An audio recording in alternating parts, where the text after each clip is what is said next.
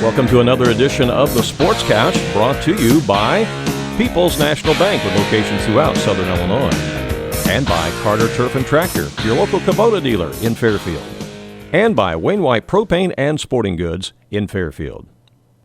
We are visiting on the phone with Coach Johnston Townsend of the Fairfield Mules. A tough loss on Friday night down at Johnston City against the Indians, 28-26. And Coach, it was one of those games where it's tough to win when you have multiple turnovers like you did and a key injury like you did, but you actually were in the game all the way to the end. Yeah, really hard-fought game. Two really good football teams. You mentioned it. We turned the ball over more than we're accustomed to. Also had a botched long snap that was essentially like a turnover, gave them the short field. So, had a lot of things go wrong. Lost, obviously, one of our top players, Camden Robbins, within the first few minutes of the first quarter.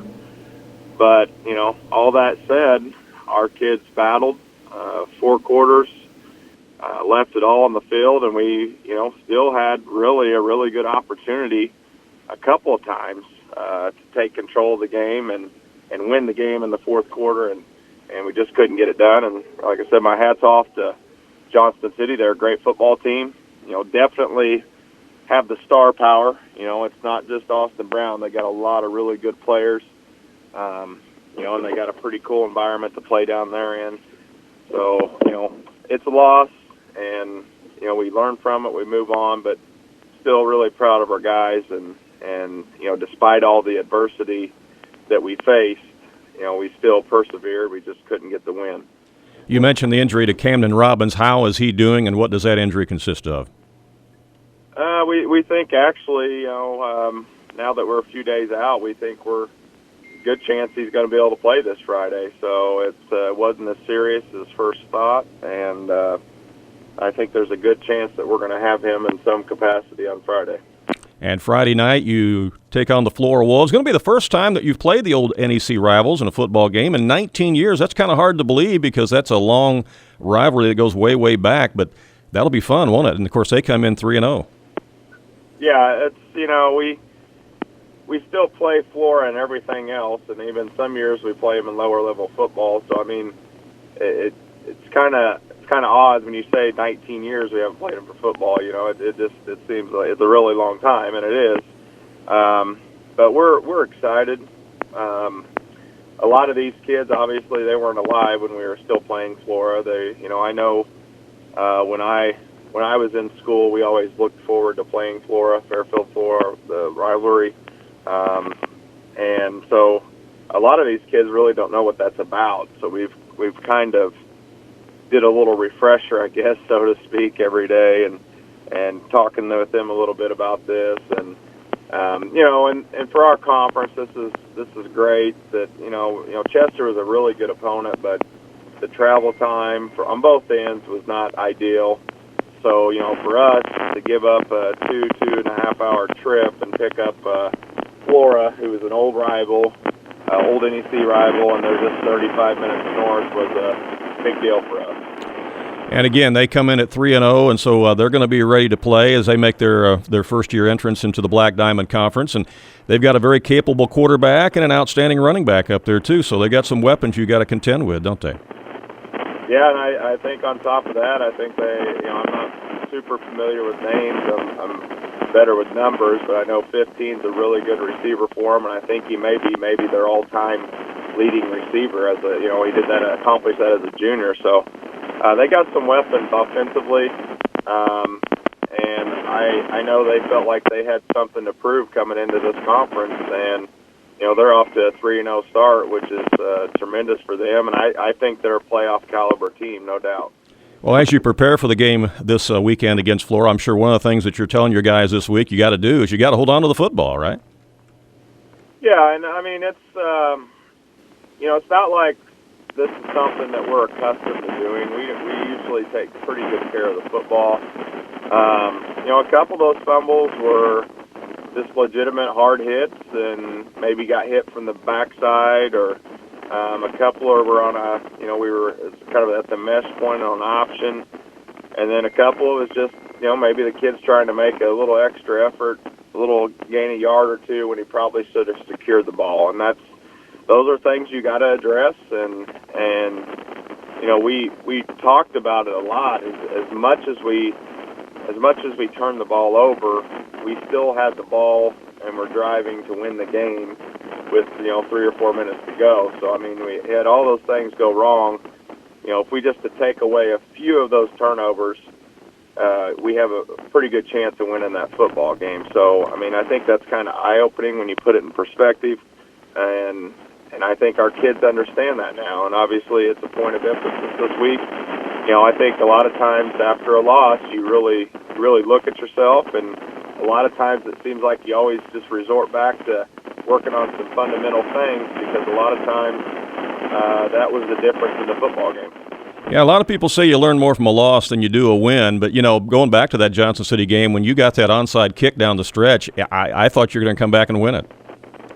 Yeah, I mean, I really did. And then, and that kind of brings up another point. We were 1 for 4 on 2-point conversions. That's unacceptable. We got to at least be 50%. Really, I like to be about 75%, and that's typically what we've been in years past when we went for 2. So, and with what we do offensively, we got to be able to get 2-point conversions, and so we're working on that this week. But yeah, I really felt like we had taken control of the line of scrimmage, really in the fourth quarter.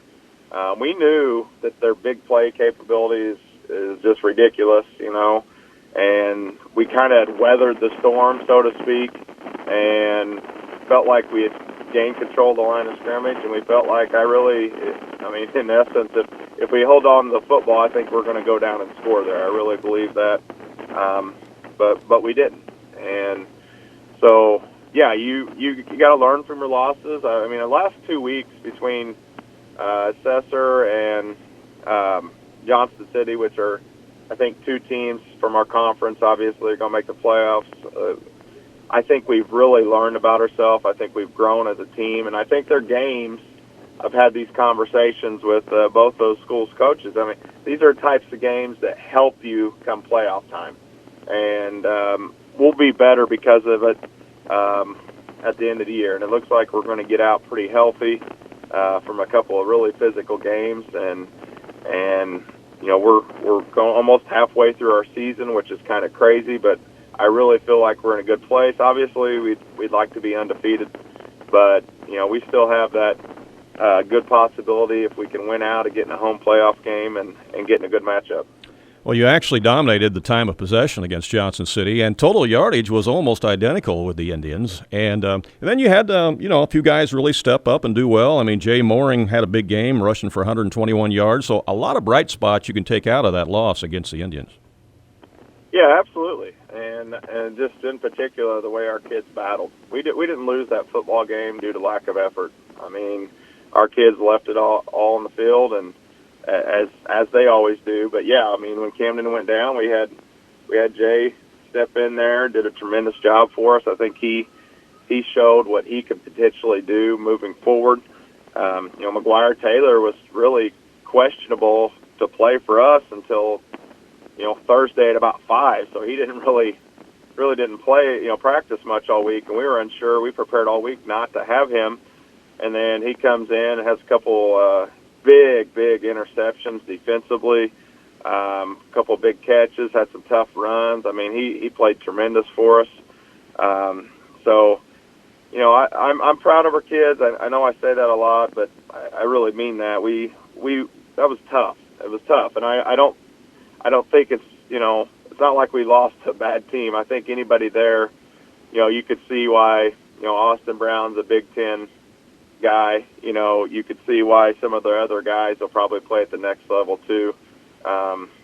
So our kids fought hard, and we just came up a little short. And the sun came up on Saturday. Mm-hmm. The world didn't end or anything. We've tried to preach that to our kids too, that this doesn't have to be the defining moment of our season. I talked to our kids. I talked about my senior year. My junior year, we had won conference for the first time since 1957, I believe, and we had beat Mount Carmel, and everybody was talking about how good we were going to be our senior year, and and we went down to Mount Carmel, and they whipped our butt. And it kind of woke us up. It kind of gave us some perspective. And, unfortunately, we didn't win conference that year, but I think by the end of the year, we were the better team, Yeah. because of that. And it helped us down the stretch. And, obviously we remember that loss, but we also, remember a playoff win, and we remember almost beating DeCoin at their place in the second round, and it's just a matter of, how you're going to have those moments in your life, and how you're going to respond to them. Right. Without giving away any game planning secrets, anything else that concerns you about the Flora Wolves as you watch game film and prepare for this weekend?